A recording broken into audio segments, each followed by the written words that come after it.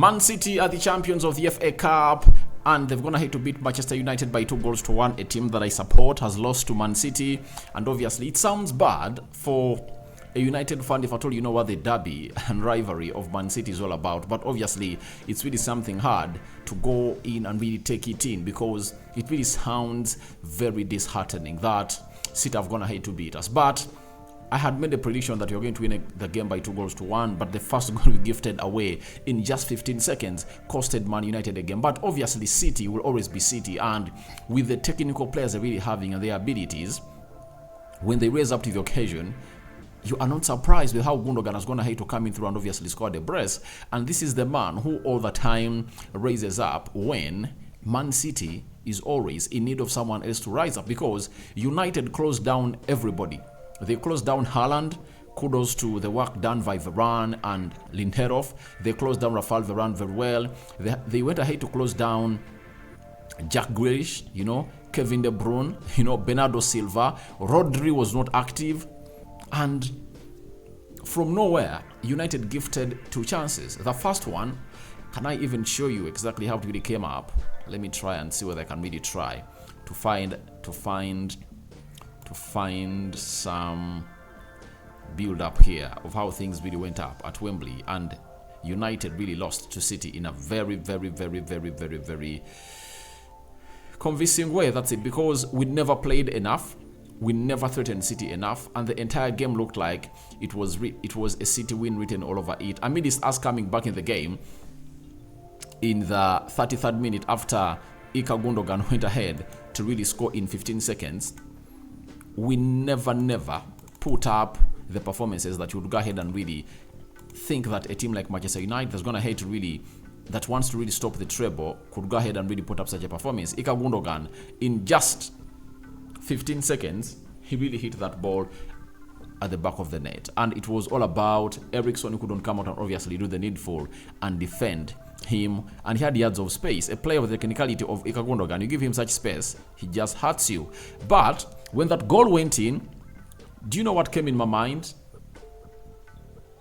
6 goals are really coming in through. When City comes up and really scores like that, it requires a team to be so much resilient and so much patient for not to concede in the next 3 or 5 minutes. 15 seconds in the game, when the referee had just put the whistle onto his mouth, and they had scored in 15 seconds. Yeah, so it shows you how ugly it was, and United managed to really brave through and obviously get the game to level with that handball of Jack Grealish, and obviously a penalty was given. Bruno Fernandes bagged it in the back of the net to make it 1-1, and obviously he leveled it up. So the first half ended 1-1, but in the second half, obviously Ilkay Gundogan again, after Fred fouling Kevin De Bruyne towards the corner flag, a set piece was brought in towards the 18-yard box area, and again Ilkay Gundogan hit that ball and it went past those defenders. David De Gea was helpless, and it really went into the back of the net to make it 2-1 in favor of Man City. So it shows you how Man City went ahead to show their superiority over Manchester United. But United came into this game with close to 4 injuries: Antoine Martial, Anthony Santos, Lisandro Martinez, Marcel Sabitzer.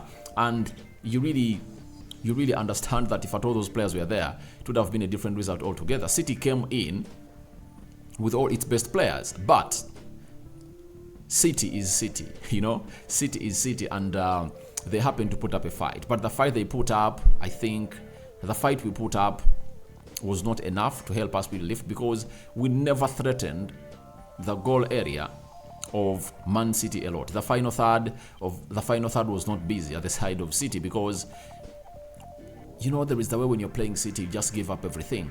But Man City are on for the treble, and they've went ahead to win their second trophy. They won the Premier League, they've won the FA Cup, and they're heading to Turkey to play in the FA Cup finale. In the Champions League finale against Inter Milan. Something that you believe they're going to go ahead and really win and really go ahead and really get the treble into them. And they've gone ahead and said that if at all they don't win the Champions League, they're not going to do a trophy parade. It shows you that their most important trophy this season has always been the Champions League. And it is really one of the things that Pep Guardiola is yearning to win for City. And winning it in a fashion that is going to have to play attractive football and adding more to other trophies on it will be the best dream for Pep Guardiola. Remember, he last won the Champions League when he was at Barcelona, and on both occasions he beat Manchester United. In the final of 2009, he beat Manchester United 2-0. 2011, he beat Man United at Wembley by 3-1. And when he went at Bayern Munich, he didn't win it, and he really quit the job. He came to Man City. He has been at City for like 8 years. He has won everything, but he hasn't won the Champions League. That is something that Pep Guardiola has left, or is left with, to win at City. And it looks like this time around is going to have to get a very clear-cut chance to win it. I've seen people going ahead to downplay the efforts of Inter Milan to go on and really beat Man City, but anything can happen. Inter Milan has really quality players. They will have a very good squad that they can really chase up this City side. They can run against them. They have a better midfield combined altogether to Manchester United. They have better players coming off the bench. Their attack line, Lukaku, Lautaro Martinez, and Edin Dzeko, those three on any day, they can cause magic and obviously score goals. It's not like Manchester United that never had even a centre forward who is really prolific, because even Marcus Rashford doesn't get you the best that you deserve as a centre forward if at all he's playing for Manchester United. So he capitalizes so much onto his athleticism, but obviously when you don't get that ball every time, then how can you really base onto that? So I think Inter Milan have a better forward line. I think the best thing that United has better than Inter Milan is the defense. But the midfield is really great. So they are going to go on and redo the needful on Saturday. But congratulations to City. Have to congratulate them. They're going to hate to win an FA Cup finale.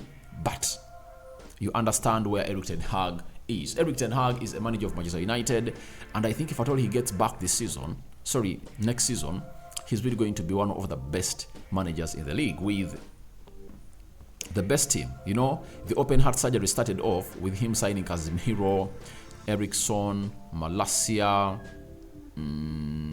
Anthony, and there are 5 players, and Lisandro Martinez. And I think he needs more 5 players this summer to see to it that he really strengthens his side to take on the likes of City. And I anticipate a very hard season towards City, as very many teams are going to come up and obviously put a lot of pressure on City. If at all United comes, Arsenal comes, Liverpool comes, and Chelsea comes, with Newcastle, it's really going to turn out to be like a 3 or 4 man title race, because it's no longer a top 4, it's a top 6. And the coming in of Newcastle might take it to the top 7.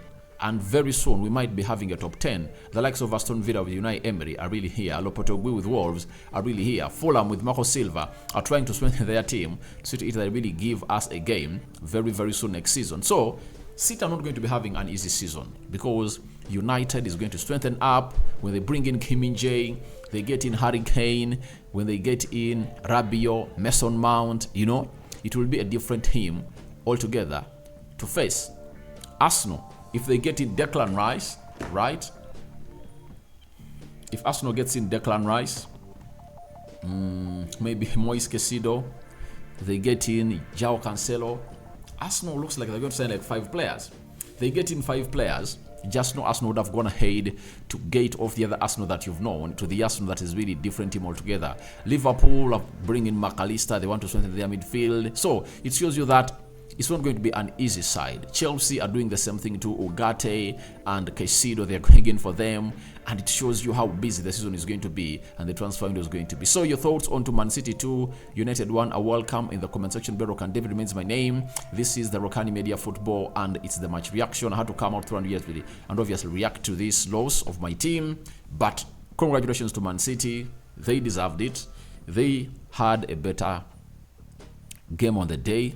But my hope has been built onto the summer transfer window. If Ten Hag can really get in the players that he wants in the summer transfer window, obviously he can go ahead and really take on City next season without fear, all favor and respect. That is it.